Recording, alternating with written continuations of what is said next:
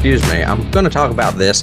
I'll try to be brief because I've talked about it before in our top fives, and I just want to get something on the record that I can probably put out there.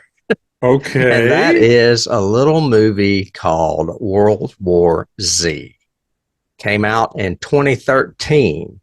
This is the third time I have watched this movie. I desperately want to like this movie because you know how much I love zombie films.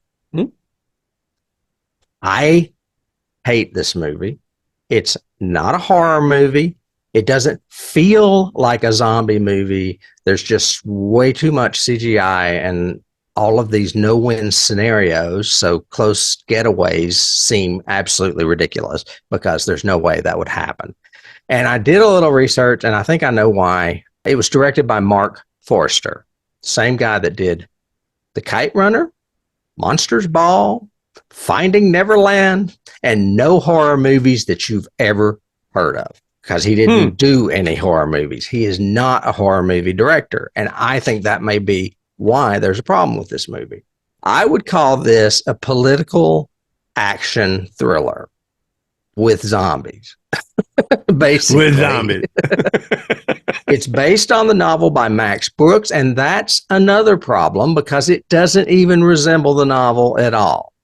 The cast is good. It's got Brad Pitt, Muriel Enos, who is mostly on the phone while Brad Pitt hops around the globe.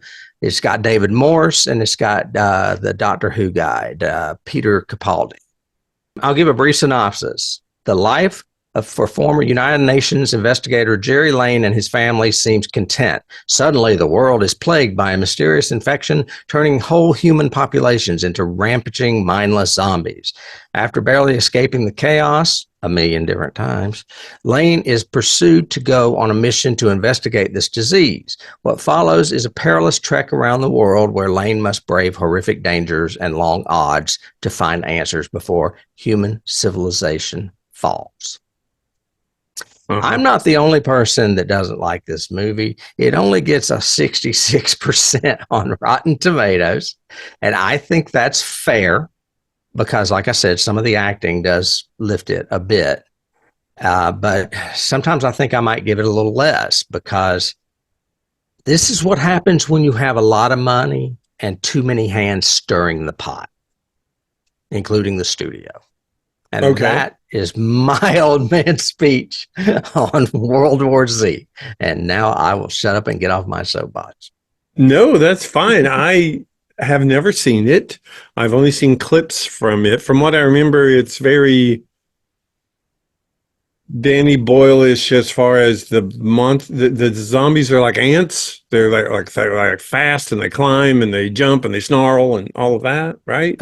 Yeah, but even in Danny Boyle, they don't do the ant thing, piling on top of each other and making bridges and stuff. That's no. That's insects. Yeah, I just meant Danny Boyle was the fast zombie guy, right? Definitely fast zombies, and I don't have a problem with fast zombies if they're done right. And I think Danny Boyle did them right.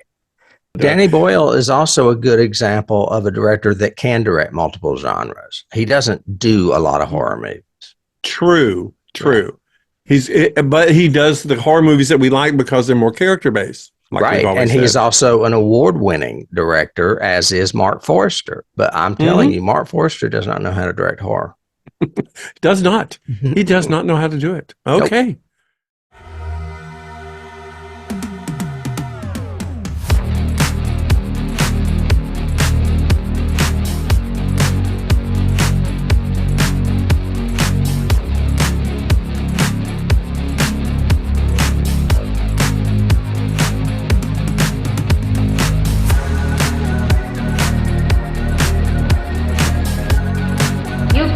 Start the car. Johnny has the keys.